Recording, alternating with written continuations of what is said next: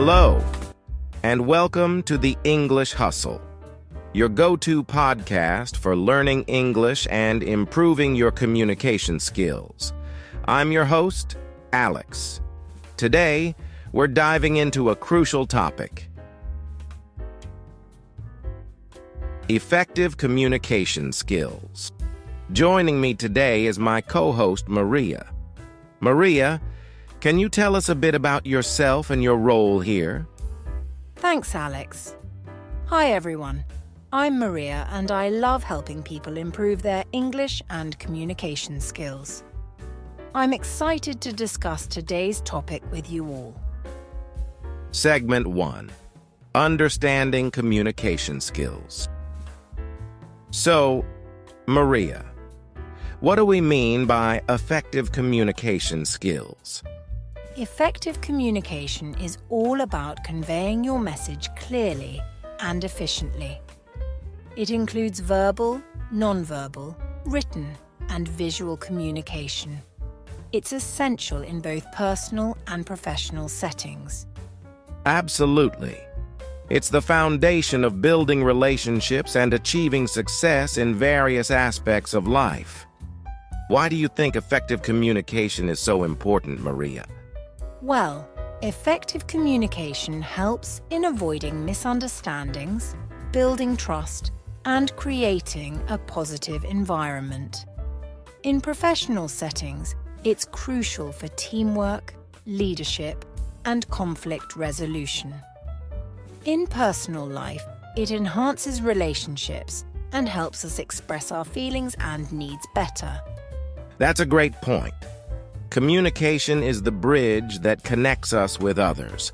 Let's break it down a bit. Verbal communication involves spoken words. Nonverbal includes body language and facial expressions. Written communication is through texts or emails, and visual communication involves using images or visual aids. Right. And mastering each of these can help you become a more effective communicator overall. For instance, nonverbal cues like eye contact and gestures can sometimes convey more than words. Exactly. And in today's digital age, written and visual communications are more important than ever. Think about how much we rely on emails, social media, and presentations. I remember a time when effective communication made a huge difference for me at work.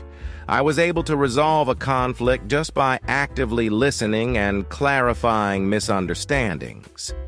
That's a great example, Alex.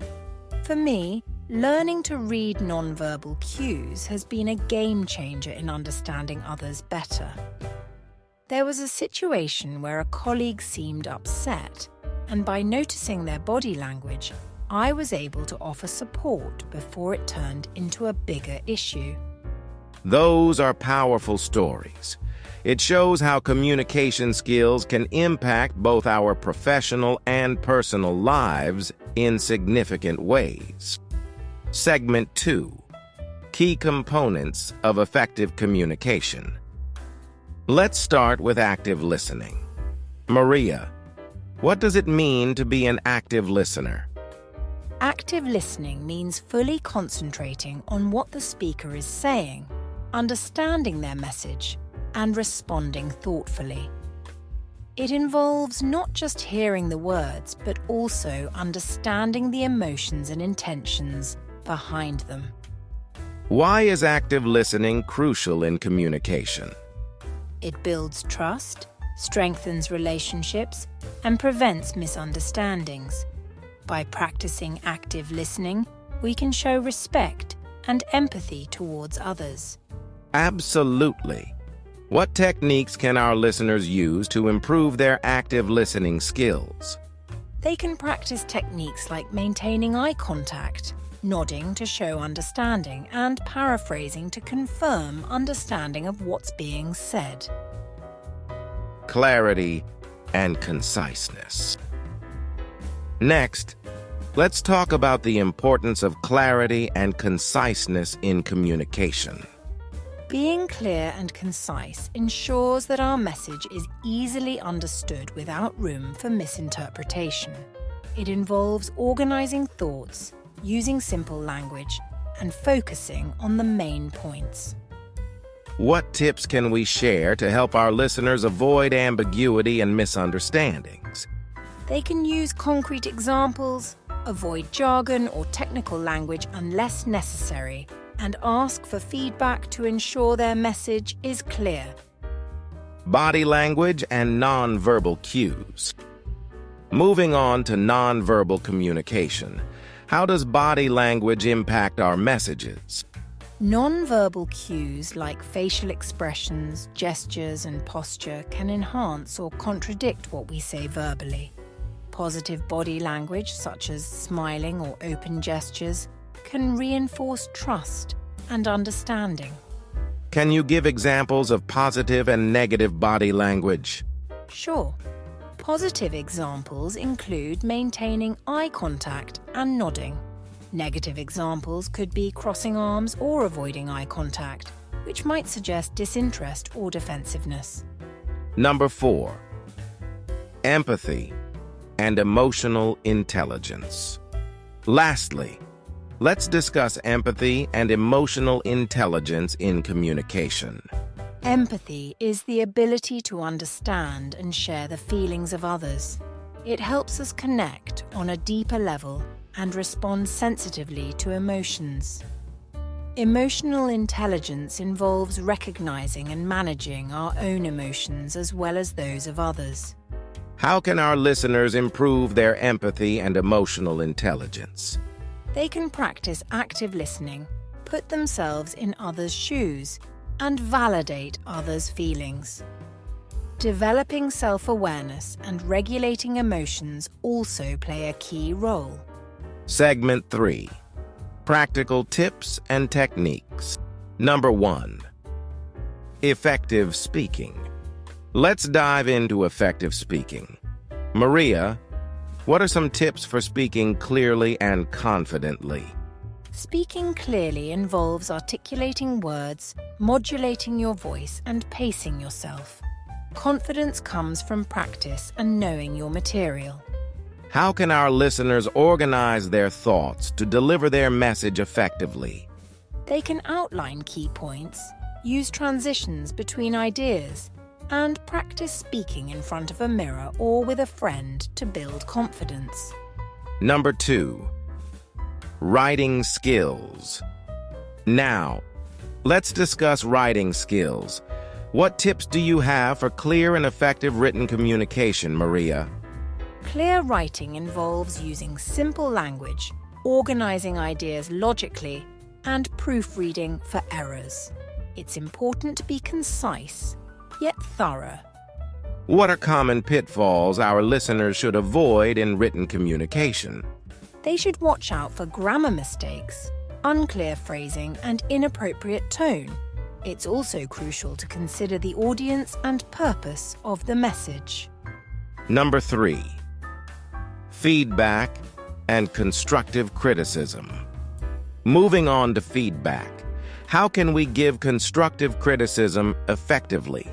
Effective feedback is specific, focuses on behaviors rather than personalities, and offers suggestions for improvement. It should be delivered respectfully and in a timely manner. Can you provide role-playing scenarios to illustrate this? Sure.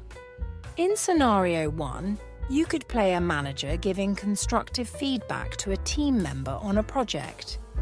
In Scenario 2, you could demonstrate how to receive feedback graciously and use it constructively to improve. Segment 4. Common mistakes and how to avoid them.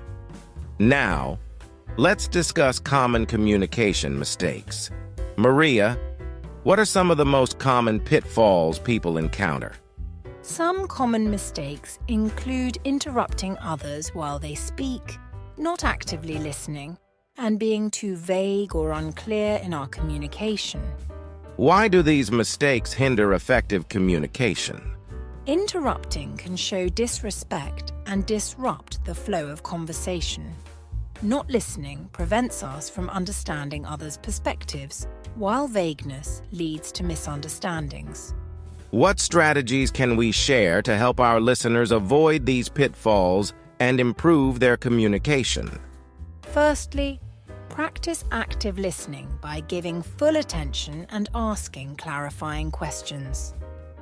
Secondly, pause before responding to ensure clarity and coherence in our responses.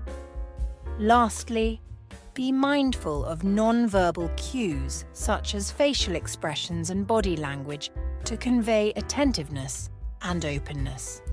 Segment 5. Questions and Answers session.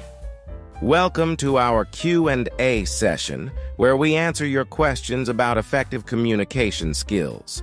Maria, what's our first question today? Our first question comes from Sarah in New York, who asks, "How can I improve my public speaking skills?" That's a great question, Sarah. Improving public speaking involves practice, preparation, and confidence-building techniques. Absolutely, Alex. Another question is from James in London, who wants to know, how do you handle difficult conversations at work? Handling difficult conversations requires empathy, active listening, and a focus on problem-solving rather than blame.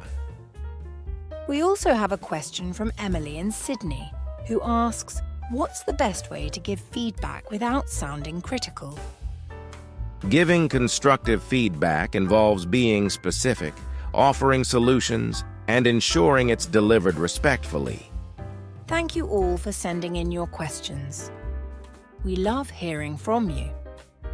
If you have more questions or topics you'd like us to cover in future episodes, please send them our way. Absolutely.